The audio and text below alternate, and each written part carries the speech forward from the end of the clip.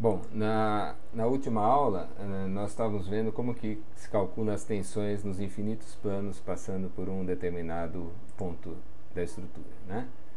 Então, a ideia que nós vimos é que se eu conhecesse a tensão segundo dois planos perpendiculares entre si, por exemplo, esse plano vertical e o plano horizontal, imagine eles passando exatamente pelo ponto P.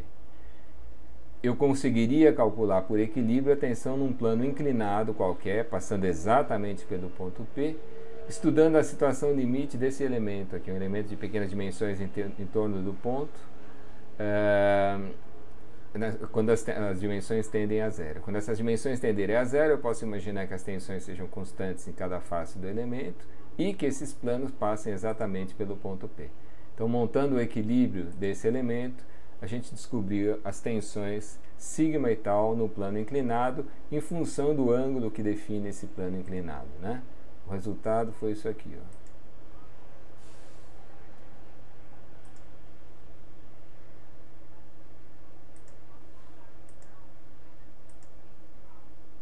Tá? Então, para cada ângulo alfa que define um plano inclinado, essas fórmulas dão a tensão normal nesse plano e a tensão de cisalhamento nesse plano. Tá? A convenção de sinais para usar essas fórmulas é essa aqui, tração positiva e cisalhamento positivo quando gira o elemento no sentido horário. Tá? Bom, uma questão interessante agora, a mais interessante de todas, é tentar descobrir dos infinitos planos que passam por o ponto, qual aquele segundo o qual a tensão normal é máxima, qual aquele segundo o qual a tensão normal é mínima, qual aquele que a tensão de cisalhamento é máxima ou mínima. E quais são esses valores de tensão, né? Uma ideia, a primeira que nos ocorre, é estudar os extremos dessa função sigma e tal como função de alfa. Vejam que essas coisas com zeros aqui são as tensões conhecidas, né? São constantes. É estudar o extremo dessas funções. Por exemplo, derivar sigma em relação a alfa, igualar a zero, descobrir qual é o ângulo alfa correspondente a esse extremo, jogar de novo nessa equação e descobrir qual é a tensão correspondente. E a mesma coisa para a tensão de cisalhamento tal. Tá? Isso aí, olha, dá um trabalhão considerável e vai gerar um monte de equações que, no fundo, nós não vamos usar. Existe uma maneira muito mais simples de resolver esse problema e mais útil para as nossas aplicações futuras, que é uma representação gráfica dessas equações chamada círculo de Mohr. O círculo de Mohr funciona assim. Eu vou mostrar como ele funciona, depois eu vou demonstrar por que ele funciona assim. Imagine que eu conheça as tensões em dois planos perpendiculares entre si, passando por aquele ponto da estrutura, esse plano aqui e esse aqui. Eu coloquei eles numa posição inclinada por generalidade, porque isso vale para quaisquer dois planos iniciais. Tá? Então, nós vamos montar um gráfico com esse sistema de eixos. A abscissa vai ser a tensão normal e a ordenada vai ser a tensão de cisalhamento tal. Para cada plano passando pelo ponto da estrutura, está associado a um par de tensões. Então, por exemplo, para um plano que tem essa orientação passando pela estrutura, a tensão normal é sigma zero asterisco de tração, se for como está aí na figura, e o cisalhamento é menos tal zero, porque gira o elemento no sentido anti-horário. Tá? Então, as tensões nesse plano são representadas por esse ponto. Tá? Uma palavrinha só sobre esse elemento. Esse elemento vocês devem entender assim. É um quadradinho em torno daquele ponto, na situação limite que as dimensões desse quadradinho tendem a zero. Então, esses dois planos inclinados assim vão, na verdade, representar um mesmo plano passando exatamente por aquele ponto da estrutura, dependendo, cada lado é um sentido do corte. Né? Esse lado aqui é quando eu faço um plano assim passando pela estrutura, por aquele ponto da estrutura e preservo a parte da esquerda. Essas tensões são o efeito da parte direita sobre a parte esquerda. E essas tensões são o contrário, o mesmo plano de corte, representando o efeito da parte esquerda sobre a parte direita. Tá? Então imaginem sempre que as dimensões disso aqui tendam a zero. Tá? Esse quadradinho é um quadradinho de dimensões infinitesimais em torno daquele ponto. Então, as tensões nesse plano, que é a mesma coisa que esse plano, são representadas por esse ponto. O outro plano é tensão normal sigma zero, se for do jeito que está aqui desenhada a tração, e tensão de cisalhamento tal zero, girando no sentido horário, ambas positivas, representado por esse ponto. Tá? Então, conhecendo as tensões em dois planos perpendiculares entre si, eu tenho esses dois pontos. Eu uno esses dois pontos por uma reta. Essa reta cruzo o eixo sigma nessa posição e concentro nessa posição, eu vou traçar uma circunferência passando por aqueles dois pontos. Essa circunferência é o chamado círculo de Mohr. Percebam que as tensões segundo esse plano aqui, que são as representadas nessa face ou nessa, são a mesma coisa, representam um ponto do círculo de Mohr. Enquanto que as tensões nesse plano, que são representadas ou por essa face ou por essa, representam um ponto do círculo de Mohr. A ideia é a seguinte: se eu considerar outros planos passando por aquele ponto da estrutura, para cada plano está associado um par sigma tal. E os possíveis pares sigma tal são todos pontos pertencentes à circunferência, assim como esses dois pares em particular. Como é que a gente demonstra isso? Eu vou fazer o seguinte: eu vou chamar de sigma médio a média entre as duas tensões normais que eu conheço, sigma 0 e sigma 0 asterisco. A média entre essas duas tensões vai ser a abscissa desse ponto, concordam? Da mesma forma, a diferença entre essas tensões normais que eu conheço dividida por 2 dá esse segmento, supondo que seja como está aqui representado, sigma 0 asterisco maior do que o sigma 0, tá? Então, olhem para esse triângulo retângulo aqui. O raio da circunferência ao quadrado é a diferença sobre 2 ao quadrado mais o tal zero ao quadrado, né? Essa é a expressão do raio da circunferência. Então, o círculo de Mohr é uma circunferência cujo centro, lembre-se disso, vai ser em cima do eixo sigma, com a abscissa tensão média. E o raio do círculo de Mohr vai ser a raiz quadrada da diferença sobre 2 ao quadrado mais o tal zero ao quadrado, tá?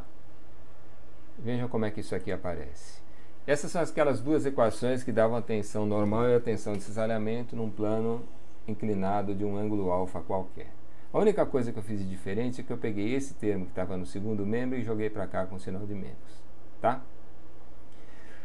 Então eu vou fazer o seguinte: eu vou fazer o quadrado da primeira equação mais o quadrado da segunda equação. Veja o que vai aparecer no primeiro membro. Vai ser esse negócio aqui ao quadrado mais o tal ao quadrado, tá?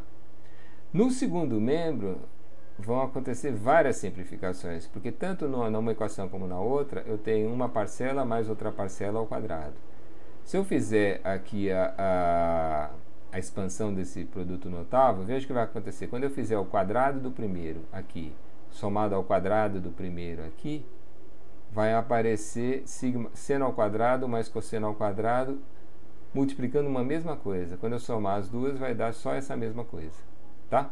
Lembre-se que eu vou levar ao quadrado, então esse menos vai dar o mesmo resultado que essa parcela. Quando eu fizer aqui o quadrado do segundo e aqui eu fizer o quadrado do segundo e somar, vai acontecer a mesma coisa, vai sobrar só o tal zero ao quadrado. E quando eu fizer duas vezes o primeiro vezes o segundo, mais duas vezes o primeiro vezes o segundo, veja o que vai acontecer. É tudo igual aqui, né?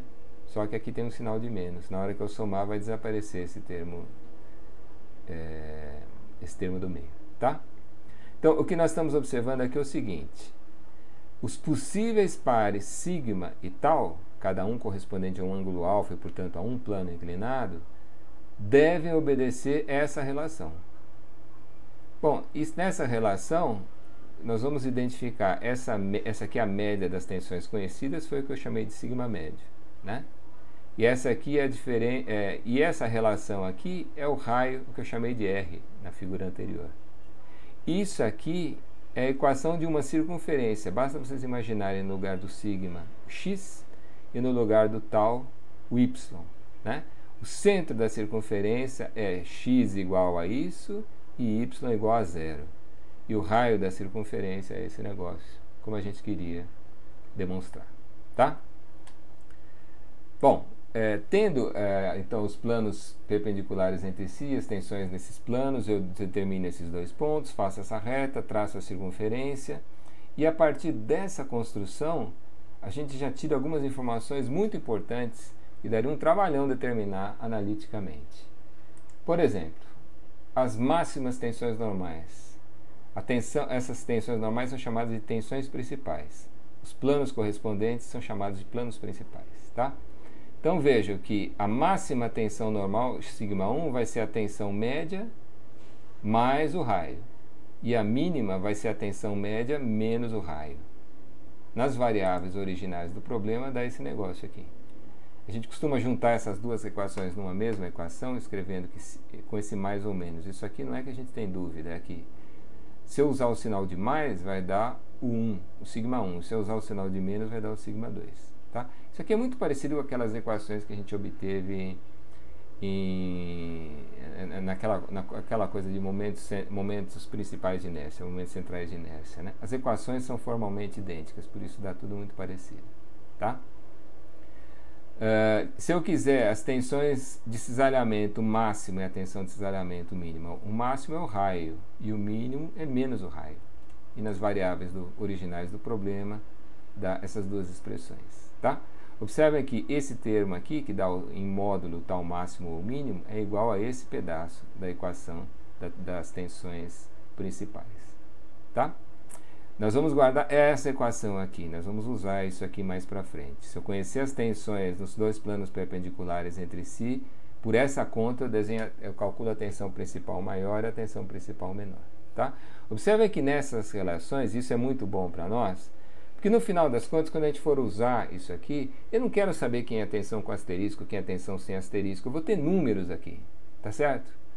Nessa equação não faz diferença se eu chamar essa aqui de tensão com asterisco ou essa aqui de tensão com asterisco. Tanto faz, porque se eu trocar o lugar dessas duas tensões dá o mesmo resultado. Aqui aparece a soma, aqui aparece a diferença, mas essa diferença vai aparecer ao quadrado. Então, tanto faz qual que é uma e qual que é a outra. Tá? O tal zero, eu não preciso saber se tal zero é esse plano ou esse aqui. É qualquer um deles, porque aqui ele aparece ao quadrado. Então é uma fórmula muito fácil de usar. Se eu conhecer as tensões em dois planos principais, dois planos perpendiculares entre si, aqui entra a soma delas, aqui entra a diferença delas e o sinal não interessa. Tá? O que está faltando? Bom, outra coisa, antes de ver o que está faltando. Existem várias propriedades do estado de tensão num ponto que dá um trabalhão determinar analiticamente, mas por meio do círculo de Mohr elas são evidentes. Se eu lembrar que cada ponto da circunferência representa um plano passando por aquele ponto da estrutura, existe esse único plano aqui em que a tensão existe um plano em que a tensão normal é a tensão principal σ1, né? Quanto vale a tensão de cisalhamento aqui? É zero, né? Tá certo? A ordenada desse ponto é zero. A mesma coisa, a tensão de cisalhamento é zero aqui, no σ2. Ou seja, nos planos principais, o plano em que atua σ máximo e σ mínimo, a tensão de cisalhamento é zero. Outra pergunta, isso é chato de demonstrar. Outra pergunta, existe um outro plano em que a tensão de cisalhamento é zero? Bom, se vocês olharem para o círculo de Mohr, não. Né? Os únicos planos em que tal igual a zero são esse aqui, o plano de σ1, e esse aqui, o plano de σ2. Então essa é uma definição alternativa de plano principal, que inclusive vai ser mais útil para nós mais para frente. Os planos principais são aqueles em que a tensão de cisalhamento é zero. Num deles a tensão normal é máxima e no outro a tensão normal é mínima no estado duplo. No estado triplo isso tem que ser rediscutido. Tá? Invertendo agora, e nos planos de cisalhamento máximo, será que a tensão normal é zero? Fazer isso analiticamente dá trabalho, mas para quem tem o círculo de Mohr na cabeça fica fácil. Não. Ó, onde a tensão de cisalhamento é máxima, a tensão normal é σ médio. E onde a tensão de cisalhamento é mínima, a tensão normal é o mesmo σ médio.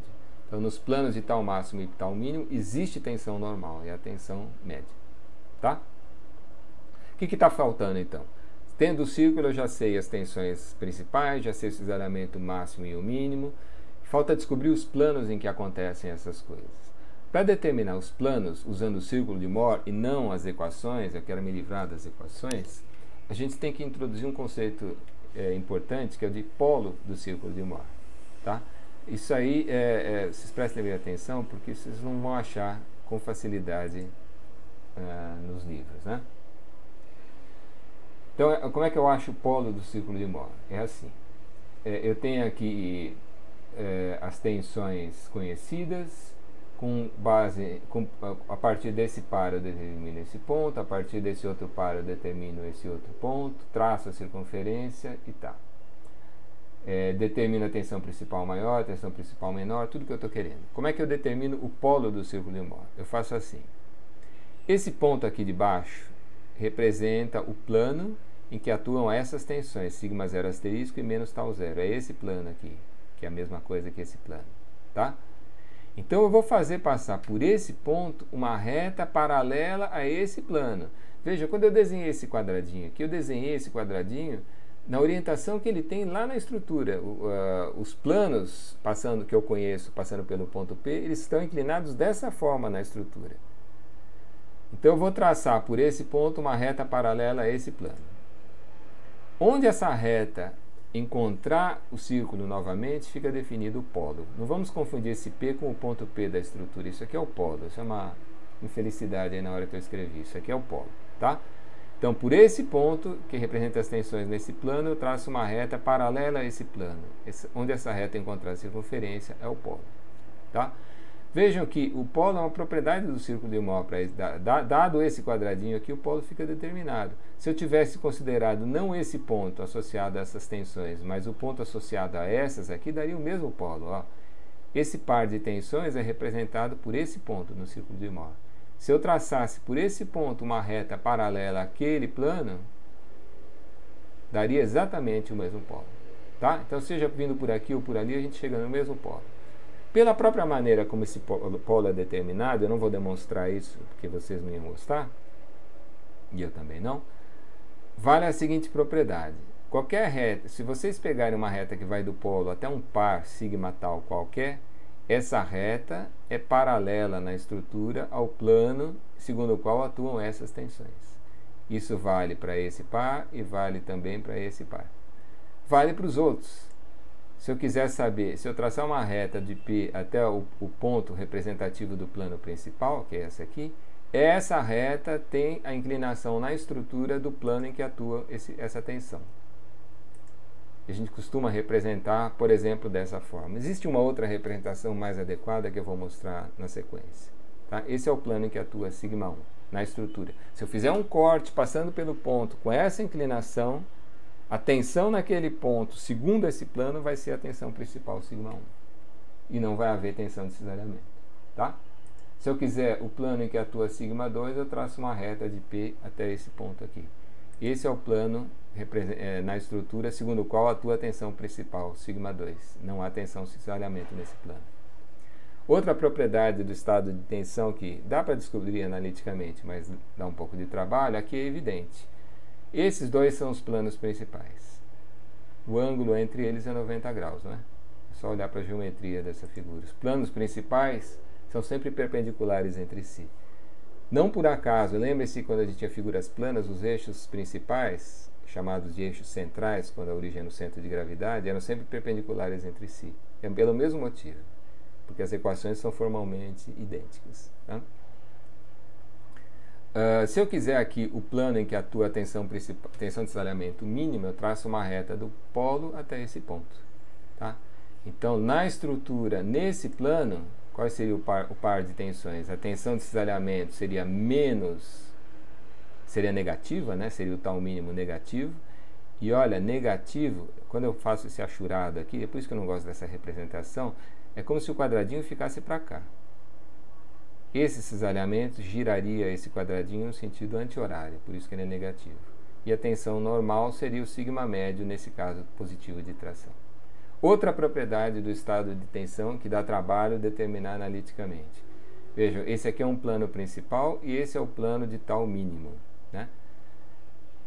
Bom, antes disso, qual é o plano de tau máximo? Seria uma reta de P até aqui, né?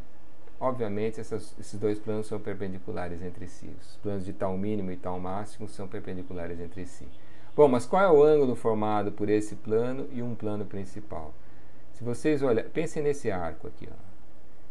Esses dois segmentos aqui, não sei como chama isso, eles estão enxergando esse arco. Agora, esses dois aqui estão enxergando o mesmo arco. E esses dois têm origem no centro. Eles definem um ângulo de 90 graus. Então, esse ângulo aqui é metade daquele, né? é 45 graus. Os planos de cisalhamento máximo e mínimo formam 45 graus com os planos principais. Tá? Então tá tudo aí e de um jeito muito fácil de usar.